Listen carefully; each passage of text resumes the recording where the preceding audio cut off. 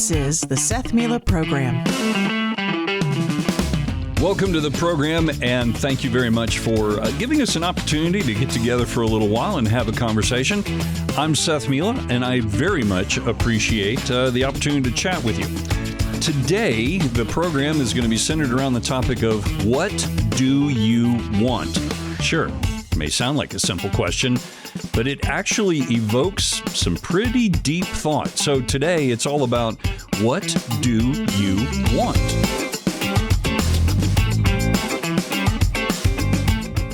A few weeks back, I was talking to a friend of mine.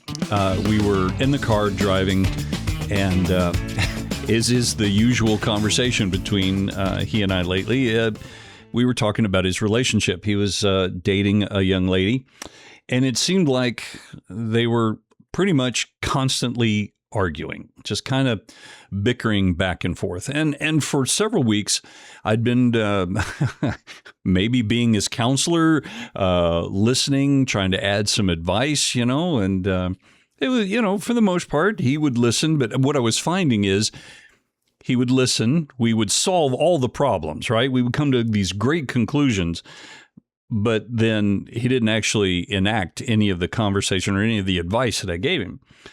So as we're driving along, I'm listening to the conversation and listening to him explain what he thought was the underlying problem of the relationship. And it seemed like we were dancing around the issue, the main issue. There's always the little satellite issues of, well, she doesn't do this, right? Or, she's always asking me to do this or blah, blah, blah. But we never really got down to the core of the issue. And I asked him, because it became apparent that he didn't know what he wanted from the relationship. And so I just blatantly asked, I said, dude, what do you want from the relationship? And he was quiet because the answer was he didn't know. And I said, do you know what she wants from the relationship? What is it that she wants? And again, a very interesting indicator, he didn't know that either. And I kind of just said, look, at this point, you got to figure out what you want in this relationship. You need to know what she wants in the relationship so that the two of you can figure out, do you both want the same thing? And are you willing to work toward the same thing? And so that's kind of the inspiration a little bit of why I'm asking you today, what do you want? Now, I know some people are going to respond, I'd like a pizza. Me too, honestly. I'm on this low-carb diet thing, and a pizza really sounds good right now. But I'm wanting us to think bigger picture, okay? And because it's just you and me having this conversation, nobody else is really listening in.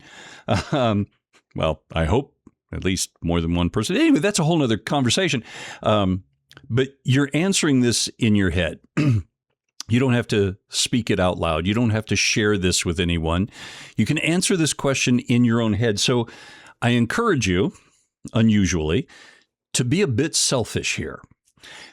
I want you to think about what is it you want. Don't necessarily think of what's good for mankind as a whole. Oh, I want world peace. Yeah, don't we all? But I'm asking you, what is it you want? This is just for you.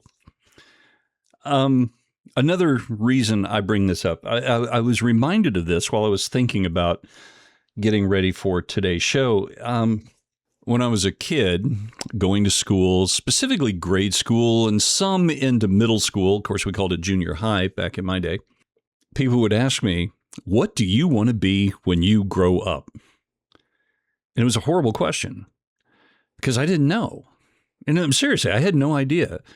My father owned his own business, and that was a career path, right? I could follow in his footsteps and take over the business when he decided to retire. But as a young man, my father was an audiologist, and most of his clientele were elderly. As you can probably think, the idea as a young man, working with the elderly, it didn't excite me. There were some other things. My family friend that we called Uncle Bill, right? He had some suggestions of some things that I could do. He was a retired colonel from the Army. And of course, he was saying, boy, you need to be in the military. That didn't excite me either. I wasn't one that followed direction very well. I had a tendency to push back when I was, being told what to do, when to do it, and how to do it. I had a tendency to push back. But, people would ask, what do you want to do? What do you want to be? And I didn't know. Now, my mom, an amazing woman, was very encouraging, and she was absolutely wonderful. She would tell me often when I would say, hey, what am I good at? What do you think I should focus on? And her answer, I love her, but her answer was, honey, you are so smart. You can do anything you want, which, made me feel good at the time. But in the long run, it did nothing, absolutely nothing for giving me any guidance. And to say, well, you know what? You're pretty good at this, or you have an aptitude at that, or what are you interested in?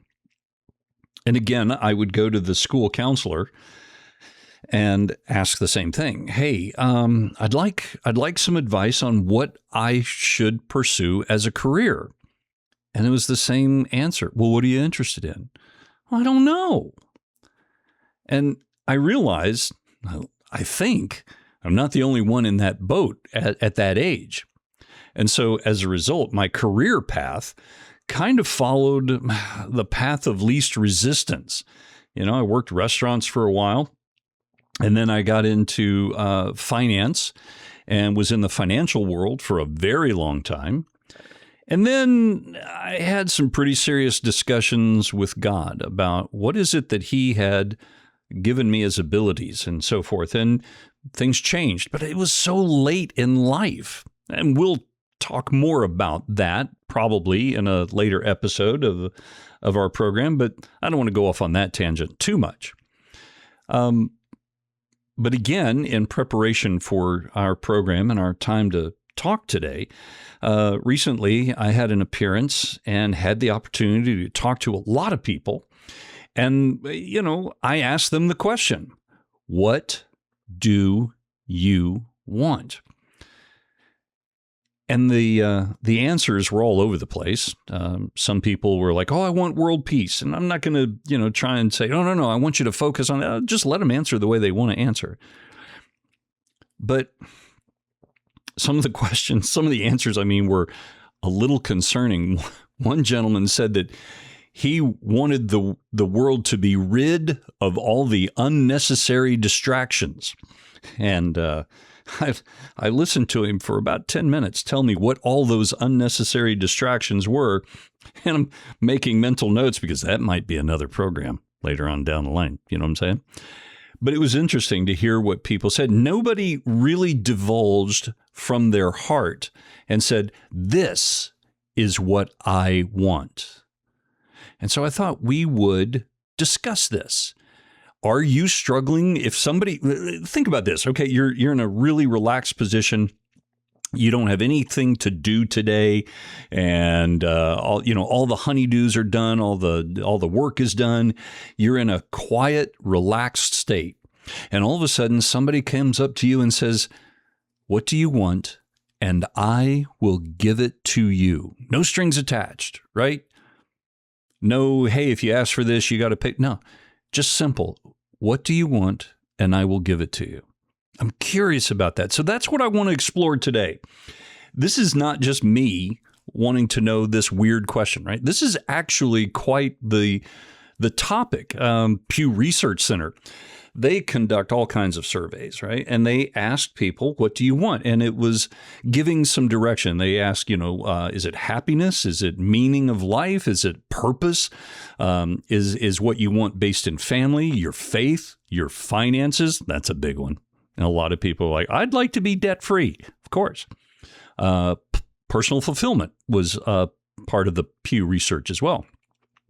Even Gallup asks, they did a global question, and they were asking, what do you want? Is it about well-being? Is it your life satisfaction? Is it hope? What about work? What do you want from work? What do you want from your relationship? It was a world poll they did, World Survey Association. They do this really long-term world values survey. They did the same thing. They wanted to know, what do you want? They surveyed and explored what people value in life across a whole bunch of different cultures. And then lastly, I was reading that Harvard University, and let me take a side note here. By the way, when you talk about Harvard, it's very important you pronounce it Harvard. Okay. Otherwise, people show up and like, excuse me, how did you pronounce it? Well, I said Harvard. No. It's Harvard. All right. Got it. So, keep that in mind for later. Harvard University, they conducted a Harvard study of adult development. All of these were looking for the answer of, what do you want? So some of the answers boiled down to, I'll give you the top 10? Yeah, top 10. Loving relationship was in there. Good health. I understand that. Financial stability.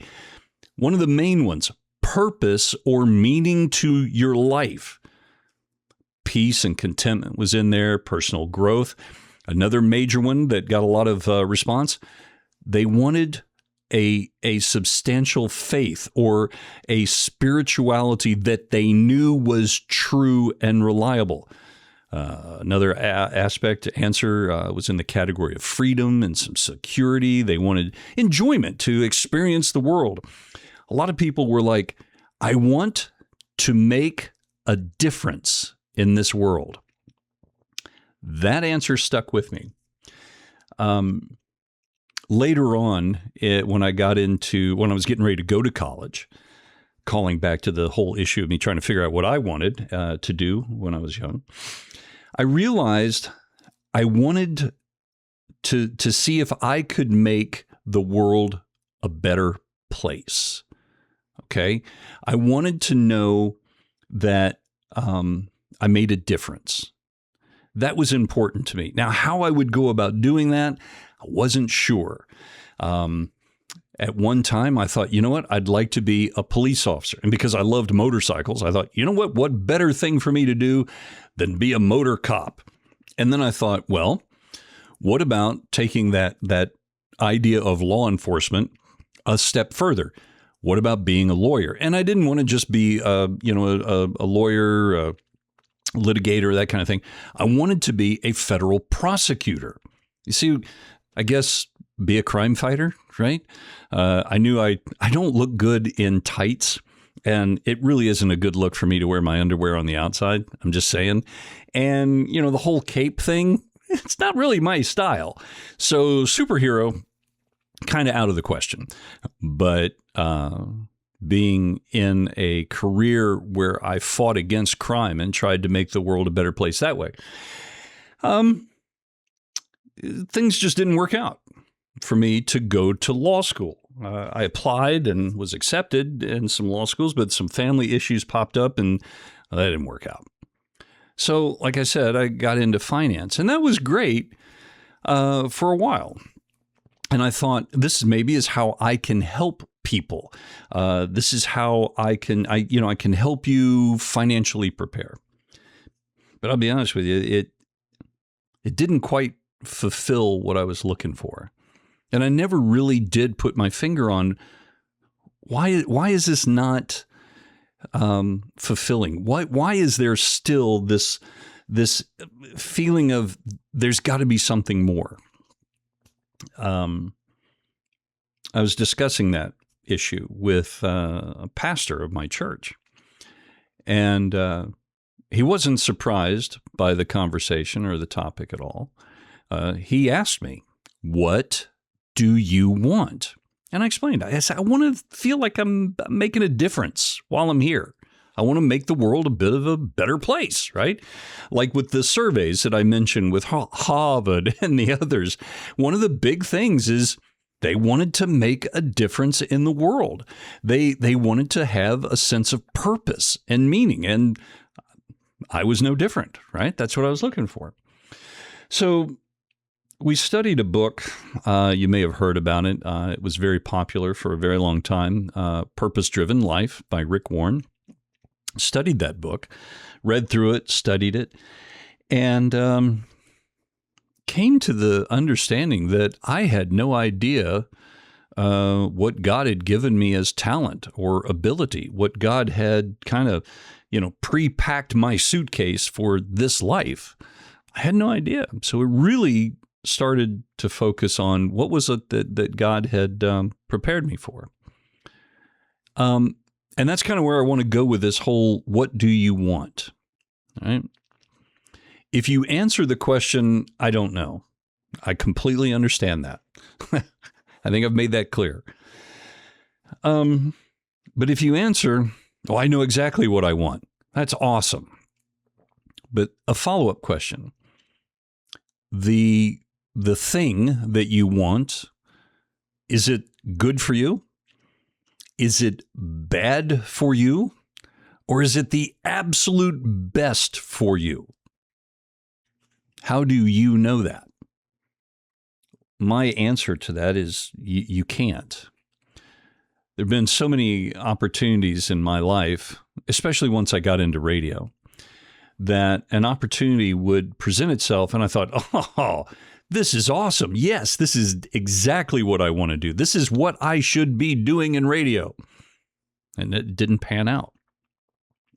And one of the main reasons that it didn't pan out is that I was constantly seeking God's guidance in what I should be doing. Calling back to the book, The Purpose-Driven Life issue. I did some very dedicated praying about, God, help me to understand what is it you have equipped me to do. And I soon realized that doing financial work, providing retirement plans for businesses and investments for individuals and insurance and so forth, while I was good at it, and I enjoyed talking to people and making, the appointments and so forth, the actual work of doing it, sitting at my desk and poring over files and strategies and so forth, hated it. Absolutely hated it. I remember one evening, probably about 8 o'clock, I'm working on a client file because I had the appointment with the client the following morning. And I was doing retirement planning for him. And I just kind of had the thought, do I want to be doing this work right now when I am planning to retire in umpteen years from now? And I literally got a knot in my stomach. And I knew right then and there, no, this is not what I wanted to be doing. Now, I was close to 40 when that item hit me. So from school age to that point, my career had kind of just flowed from the path of least resistance, like I mentioned, without me going, yes, this is definitely what I want to do. I want to go in this direction. I never had that. Never, ever had that, because I never had the answer to, what do you want to be? What do you want? As I got into radio, as a result of, figuring things out, it became pretty clear, and God opened some doors to get into radio. Transitioning from being a financial advisor, having a financial consulting company, to going into doing radio professionally, that's really not how it's done. Everybody I've talked to that's in radio, they look at me like, how did you, that's not how it's, no, you don't, what?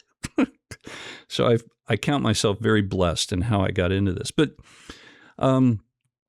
I got into radio, and at first I was really asking God, guide me, direct me. And then, got a little taste of success here and there. Moved around the country a little bit, and had some success in some markets. And I started wanting success in radio for me. I lost track of what my focus was of why do I want to do this? So that I make the world a better place. And I thought, oh, me having a big show and, oh, that'd be great. Yeah, that's not how it worked. The reason I bring this up is because the answer to the question, what do you want and how do you know if it's good, bad, or the best for you? The answer is you got to seek the one that knows you the best. All right. One other quick thing I'll just mention that brought me to emotional sobriety, maybe I'll call it that. I was on the verge of making a pretty big radio deal, and I was just so ecstatic. I had taken a big trip, met with somebody, a heavy hitter in the radio business, and it was looking like something big was about to happen. And I was just so excited. But in my head, it was all about me. Look what I've done. I've done this and I've done that. Look how successful I am, blah, blah, blah, blah, blah. And just as sure as you and I are talking right here, I felt God on my heart. I didn't hear him. I felt God on my heart simply say, do you really think it's all about you? It was one of the most sobering things that I've experienced. There have been very, very few times where I felt God's admonition, where he basically said, you're wandering off the path and it's time for me to remind you of who you are and what you are doing and why you are doing it. So when I ask, what is it you want? How do you know if what you want is good for you, bad for you, or the best for you? The answer is, in my opinion, and maybe you disagree, and that's okay. The answer is seek God. Seek God. And he will guide you to the answer of what do you want? For me, the answer is I want you and I to have a good conversation. That's what I want. And I would like it for us to be better at the end of this conversation than we were going into it. Right? I want us to have a bit more wisdom, have a bit more insight, maybe have a bit more direction. Okay? Now listen. I want you to understand that I believe the answer to what do you want and the guidance there, that comes from God. That absolutely 100%. In my opinion, that comes from God. But I want you to understand this program is not about me preaching to you. It's not about me picking up the Bible and thunking you over the head and trying to get you to understand. No, I'm sharing the experiences that I've had, because that's where I have found the answers. Maybe that's for you. Maybe you decide that that's not the way you want to go. I understand that. For the longest time, anybody would come up and say, hey, can I talk to you about God? And my answer was, hey, no, no, I'm good. Thank you. But circumstances in my life helped grab my attention and let me know that, look, I cannot do this on my own. I cannot accomplish good things on my own. I've tried. I get in the way with pride, and like I explained very quickly in the last segment, my desire for fame and fortune and selfishness really gets in the way. And so I have to work at getting out of the way and letting God do what he wants to do with what he's given me, which is an ability to talk to you and the opportunity to do so. So I don't know where your relationship is with God. Like I said, it's not my intention to preach at you. It's not to convince you to join any particular church. It is to simply share with you my experiences, right? And honestly, make myself available to you if you have questions. Now, if while we're having a conversation and you want to, maybe you're curious, what does God have for my life? if you want someone to pray with you or you just want to talk to someone about that, there's a really great phone number. It's called 888-NEED-HIM, 888-NEED-HIM. They're available 24 hours a day, 7 days a week, 365 days a year, kind of like Waffle House. So they're always available to talk to you and to answer your questions, give you some guidance. Like I said, this is how I knew and I figured out what I wanted, because when it was left up to my wisdom, that's not the right word, because there are just times when I am not a wise person. But when I'm left to my own devices, right, I just never figured it out. And there was a time when I blamed my family, my parents, for never saying, you know what, son, this is what you ought to do. I blamed them inappropriately because it's not their fault. Once you're an adult, man, your life is your responsibility. There's things that happen to you that affect it. But once you're an adult, you got to make your own decisions. You got to blaze your own trail. So there it is. If you've got questions, you want to get a little more information about all that, hey, you can send me an email, SethMilaMedia@gmail.com. Or like I said, give the call, 888-NEED-HIM, 24/7, 365.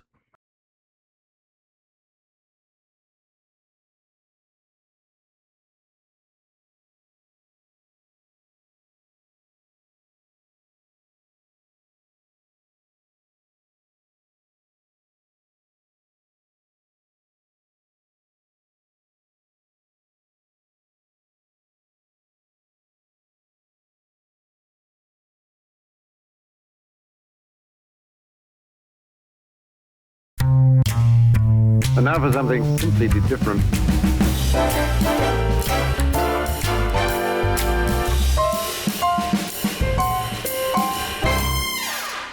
As I mentioned earlier, one of the things I really hope that we come away with in our conversation here is that we're both a little better than we were when the conversation started. And maybe one of the ways that we both can be a little better is to help if we have those awkward silences when we're in a social gathering. You're at a dinner party and things are going well. You ask about how Bob is doing. How's work? How are the kids? And he asks back, and everybody is having a good time. The conversation is flowing along well. And then all of a sudden, there is no conversation.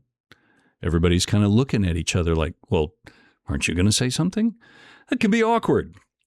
And so I'm here to help just a little bit. Please don't panic. I have for you a few topics of conversation so you can keep them in your back pocket just in case you need them to solve those awkward silences. And now it's time for 5 random facts. Fact number 1.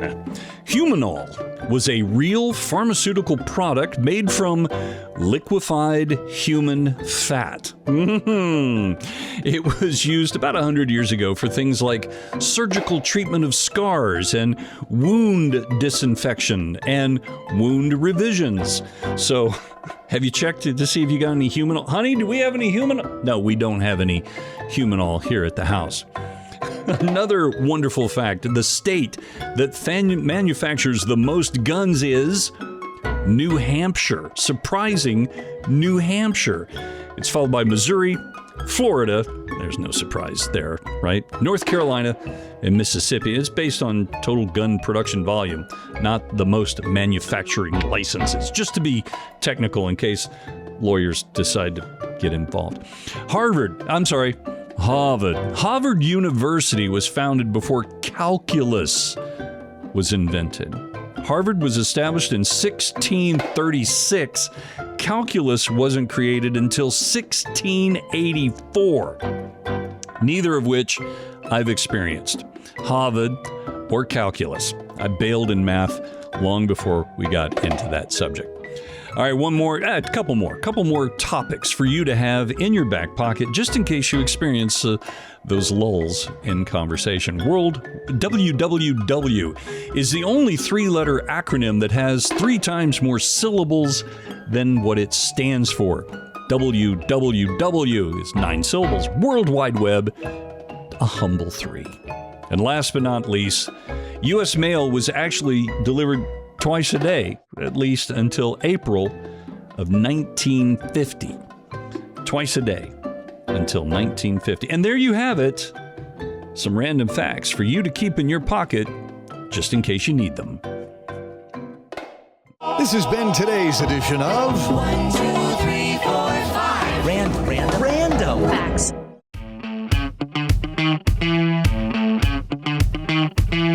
You found the Seth Miller Program. When we started our conversation today, I said the topic was going to be based around what do you want? So maybe one of the things that you would really like to have is a stress-free life. Doesn't it sound awesome? You wake up in the morning, you realize, no stress for you that day. None. There's no work stress. There's no stress around getting things done around the house. There's no homework stress. There's no money stress. There's just no stress. And there have been days when I've actually scheduled very little in my day because there was so much going on, so much to keep track of that I just needed a day or two not to have any have-tos to deal with. My wife and I just got back from a trip, and the purpose of the trip was to simply get away from all of the demands that we have going on. My wife works full-time. I do too. And we both work from home. We have separate offices here in the house. And many of you understand working from home. At first it sounds, it's ideal. But one of the things that does cause stress, and you have to learn to manage it, is you're never away from the office. There'll be times when something will pop up and it's like, I could wait and take care of it in the morning, but I could just run back into the office real quick and handle it. It can cause a lot of stress. So yeah, there's been times it's like, I'm out. I just need to get away. But to have a stress-free life, is that a good idea? Let's go back to that question. Is it, if stress-free life is what you want, is that good for you? Is it bad for you? Or is it the best for you? Not too long ago, a study was done showing that certain types of anxiety can actually help us to live longer. This study looked at data from about 400,000 people and discovered there's probably 2 different types of worriers, right? The person that's experienced stress. The first type of stress, it's an unhealthy version. It's related to stress. It causes mood swings and can have some negative effects on your mental health. Raise your hand if you're like, yeah, I know. I get that. I feel that. The other type of stress is described as having emotional reactivity and internal stability, shortened to ERIS, E-R-I-S. Don't you love how science has always got to come up with these weird names to describe with it so it makes a little, nice little acronym? Anyway, it means being cautious and anxious without the emotional instability. I like that. How often have you experienced some kind of a stress, like a situational stress, and there's something that happened and you're feeling very anxious and it's like, I'm not in control. I feel like everything is just getting away from me. So having the worry and being cautious, have a little anxiety without emotional instability. I like that. Folks with ERIS, again, the emotional reactivity and internal stability, 35% lower risk of death over a 15-year period of the study. Researchers say that the people with this, ERIS, were less likely to smoke and more likely to exercise. Exercise. Sorry, I didn't mean to use foul language. They also tend to eat healthier. Again, why am I being so rude? Eating healthy and exercising. Anyway, they have a tendency to exercise more, eat healthier, and go to the doctor for preventive care. They found that this type of worry comes from older survival instincts in the brain. Being alert and cautious maybe helps you avoid some risky behavior and stay healthier over time. In other words, if you've experienced a stressful situation and you found a way through it, you found the path that helped you deal with it, the next time you're having that stress, guess what? You kind of rely on that. The main thing I've realized in my own life is I just can't deal with everything all the time by myself. I cannot. There are times when I feel like there are too many demands on my time, too many demands on my brain bandwidth. I can't keep up. And when that happens, unfortunately, what happens in my head is everything shuts down. There are times when I literally cannot think or do or function anymore. My brain just says, "You're done. You need to sit down." And then sometimes that's followed with, "You need to sit down with a plate of pasta." I try to avoid that, but you know what I'm saying. Anyway, I rely on my wife to talk to and see if she's got some ideas about how to deal with things. And we kid each other that we work and play well together. But it's very, very true. We do. I find that if I'm stressing out and I'm feeling overwhelmed, and especially when the brain starts to do that whole shutting down thing, I'll talk to her and say, "Hey, I'm having trouble kind of thinking this through. What do you think?" And she recognizes, we've been married for just over 25 years. So she recognizes when I'm starting to shut down, and she helps, she helps it out. Also, when I'm feeling overwhelmed and I'm having trouble just even deciding on where to start with all the stuff that's going on, I know that I need some quiet and some prayer time with God. It's absolutely amazing to me that still, just after a few minutes in quiet prayer, it calms my mind. I get clarity on what to tackle first, and then what can wait till later, and what's not going to be dealt with at all. And, that happens. Again, I'm not preaching at you, okay? Please understand. I'm not trying to force you into anything or convince you or coerce you, simply explaining how it works for me. I don't think I'm the only one that feels overwhelmed at times, like, what do I do? How can I deal with this? I think it's partially why there's a lot of drinking and smoking weed and overeating and sexual addictions and all this stuff, because we try to cope and find ways to relieve some of that pressure and the stress in a lot of different ways. For me, listen, I'm not going to kid you. I still like a big cheeseburger. I will stress eat. Okay. I still do it, but it doesn't solve the problem. Being quiet, having a few minutes of prayer time, and just asking God, say, okay, help me to sort this out. That's what works best. And there's a lot of times when I literally physically feel that pressure that you feel on your shoulders and in your chest with stress of trying to deal with stuff. I feel that weight lift off of me. I feel that. So give it a try. Is stress good for you or bad for you? There was a study. Do you remember Biosphere 2? It was this massively sealed ecological facility. It was designed to simulate a self-sustaining environment. Basically, it was a miniature Earth under glass. Scientists, they created a whole bunch of biomes inside it, including a rainforest, which I thought was so cool. I think part of this was to help develop strategies for conservation. How can we help keep the earth in a good situation? And also looking at what if we decide to colonize other planets, like the moon base that they're really talking about developing the moon base.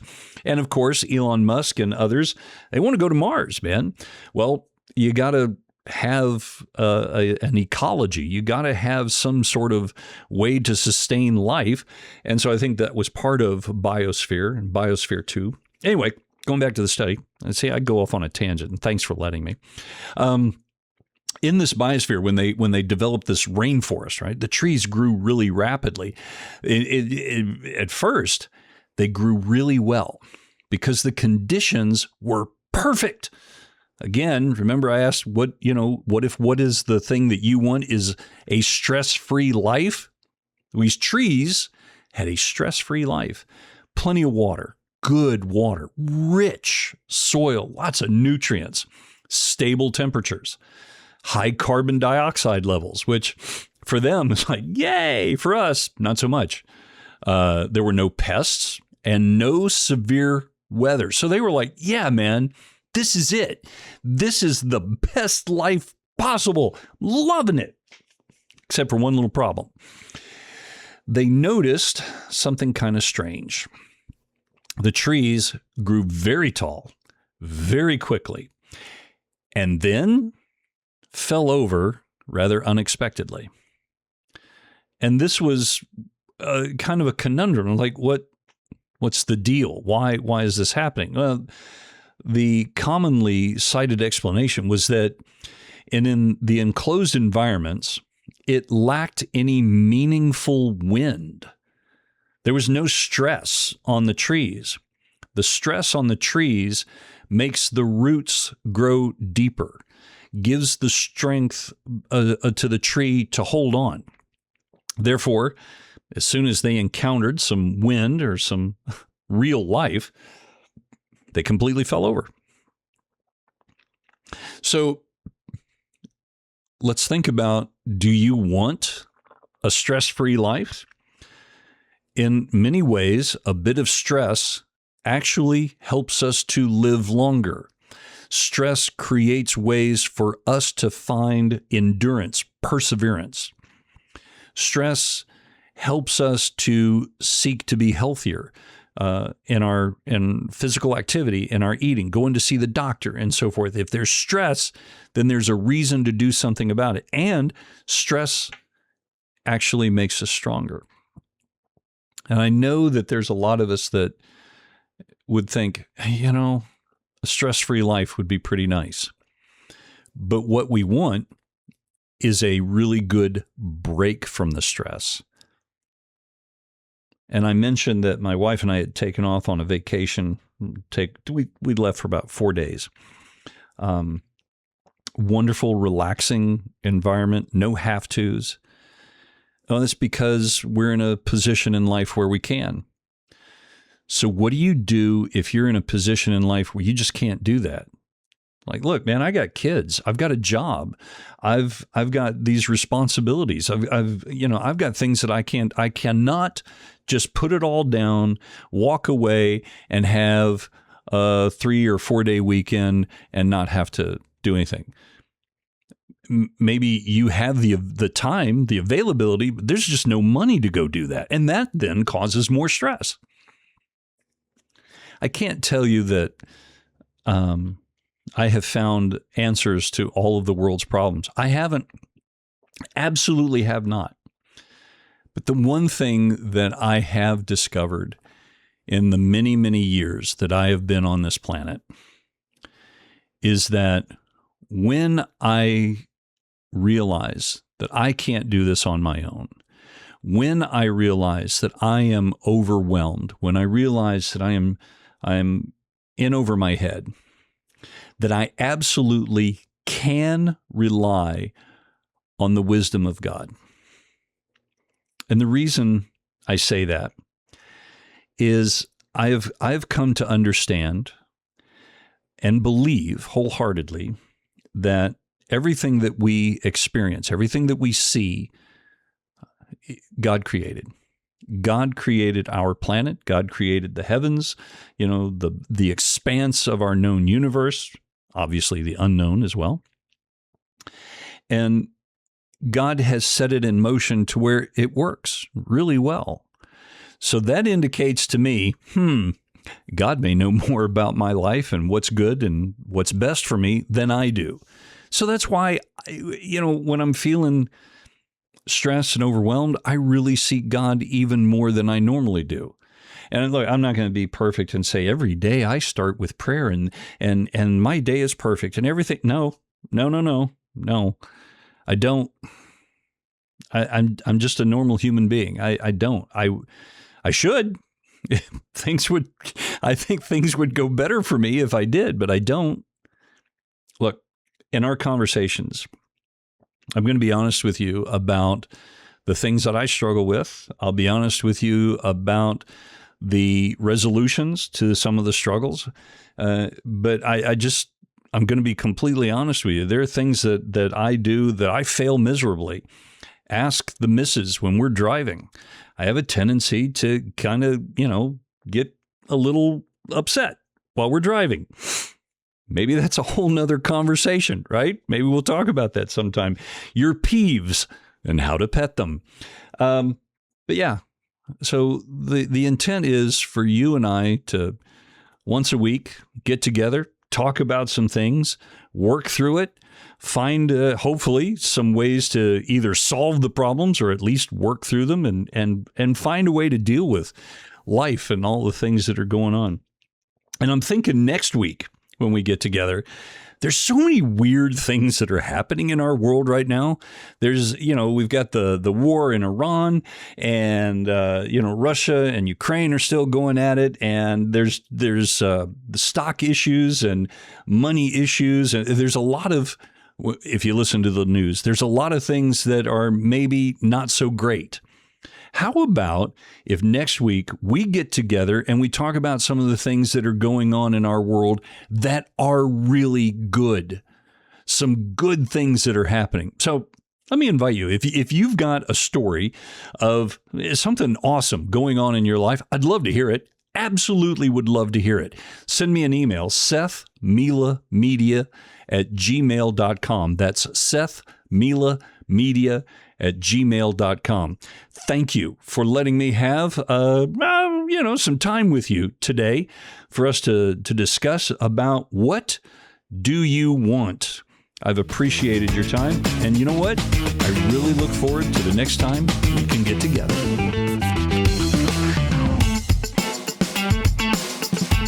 If you have questions or comments regarding today's show, or perhaps you'd like to suggest a topic for us to explore in a future program, please email me at SethMilaMedia@gmail.com. That's SethMilaMedia@gmail.com. This program was sponsored in part by Audio Imaging Solutions, LLC. Your message professionally crafted and delivered. For professional voice work, go to audioimigingsolutions.com. That's audioimigingsolutions.com.